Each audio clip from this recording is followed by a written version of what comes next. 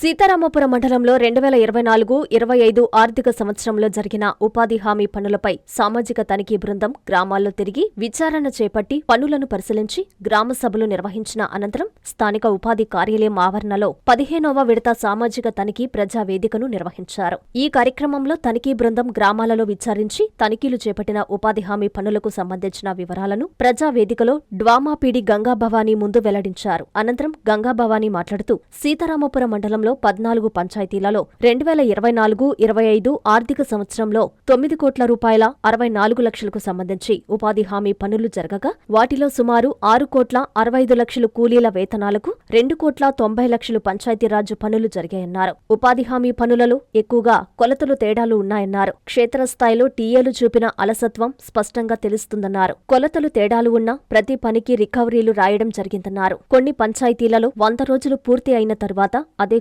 కుటుంబానికి single job కార్డును కొత్తగా తయారు చేసి ప్రభుత్వ నిబంధనలకు విరుద్ధంగా పనులు కల్పించడం గుర్తించి 100 రోజుల తర్వాత జరిగిన పనుల మొత్తం నగదును రికవరీకి ఆదేశించడం జరిగిందని చెప్పారు. మండలంలో సీతారామపురం పంచాయతీ 3,64,000 రూపాయలతో మొత్తం రికవరీలలో మొదటి స్థానంలో ఉండగా రెండో స్థానంలో మారంరెడ్డిపల్లి పంచాయతీ ఉందన్నారు. వారి పరిధి దాటి అవినీతికి పాల్పడిన టీఏ, ఈసీలుపై చర్యలు తీసుకోవడం జరుగుతుందని తెలిపారు. మండలంలోని 14 పంచాయతీలకు గాను సుమారు 5,46,649 లక్షలను రికవరీకి ఆదేశించడం జరిగిందని తెలిపారు. ఈ కార్యక్రమంలో డివిఓ విజయలక్ష్మి, ఎస్ఆర్పి భాస్కర్ తదితరులు పాల్గొన్నారు.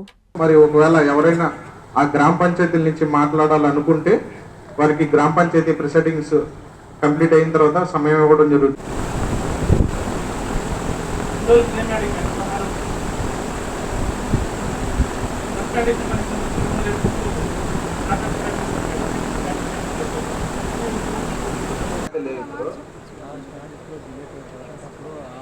ఇరవై అంశం బ్లాక్ ప్లాంటేషన్ మేడం. 200 మొక్కలకు 126 మొక్కలు బతుకున్నాయి మేడం. 74 లేవు. శ్మశానంలో వేసినారు.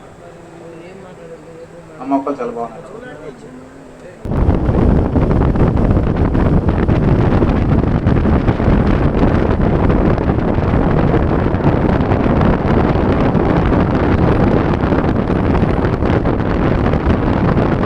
గాను 43 పనులు చేయించడం జరిగింది. ఇందుకు గాను 55,65,554 రూపాయలు ఖర్చు చేయడం జరిగింది. ఇందుకు సంబంధించిన రికార్డు గ్రామ సభ వివరాలు అద్దరు హాజరు కాలేదు.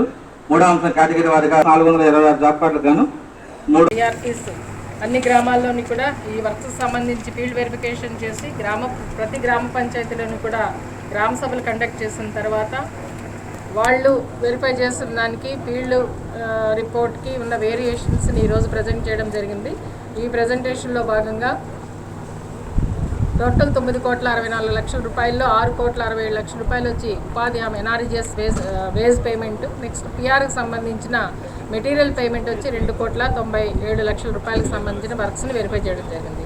దీంట్లో మ్యాక్సిమం నేను అబ్జర్వ్ చేసిన పాయింట్స్ ఈ మండలంలో ఏమంటే మెజర్మెంట్స్ వేరియేషన్ చాలా ఉందండి. ఫీల్డ్ టెక్నికల్ అసిస్టెంట్స్ ఇర్రెస్పాన్సిబుల్గా ఫీల్డ్లో మెజర్మెంట్ తీసుకుని రికార్డ్ చేసి పేమెంట్ చేయాల్సి ఉంటుంది. కానీ మ్యాక్సిమం 30%, 40% వేరియేషన్ ప్రతి వర్క్లోని కూడా నేను అబ్జర్వ్ చేయడం జరిగింది. దానికి అనుగుణంగా వాళ్ళకి ఫైన్స్ అండ్ రికవరీస్ రాయడం జరిగింది.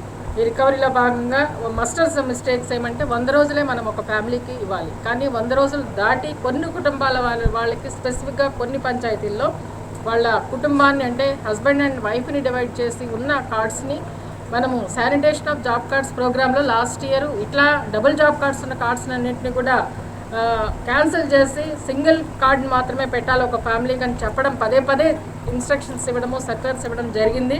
కానీ దాంట్లో నిర్లక్ష్యంగా APO sanitation of job cards verification అనేది ఫీల్డ్లో సరిగా జరగలేదు. 2007లో ఇచ్చిన కార్డ్స్ని ఈ సంవత్సరం లాస్ట్ ఇయర్లో ఇంచుమించు ఒక 7-8 ఫ్యామిలీస్కి భార్యని, భర్తని, అన్మ్యారీడ్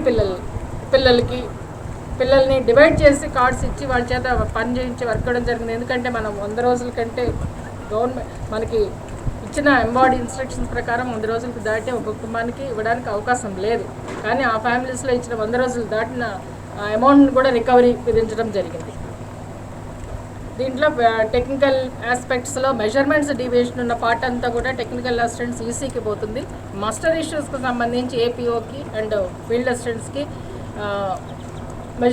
మస్టర్స్ ఇష్యూస్ పోతుంది. ఈ రికవరీ మొత్తంగా ఈ మండలంలో 5,43,649 రూపాయలు రికవరీ విధించడం జరిగింది. ఇంచుమించు నాకు తెలిసి వాళ్ళ లిమిట్కి దాటి ఉన్న technical assistants, EC, NL hospitals అత్యుత్తమ వైద్య సేవలు సామాన్యులకు అందుబాటులో. అపార అనుభవం గల వైద్య నిపుణులు doctor Nagendra Prasad Kulari, managing director, గుండె వ్యాధి వైద్య నిపుణులు గారి ఆధ్వర్యంలో cardiology, neurology, surgical gastroenterology, orthopaedic, ప్రసూతి మరియు గైనకాలజీ, పల్మనాలజీ, జనరల్ మెడిసిన్ మరెన్నో పలు విభాగాల వైద్య సేవలు.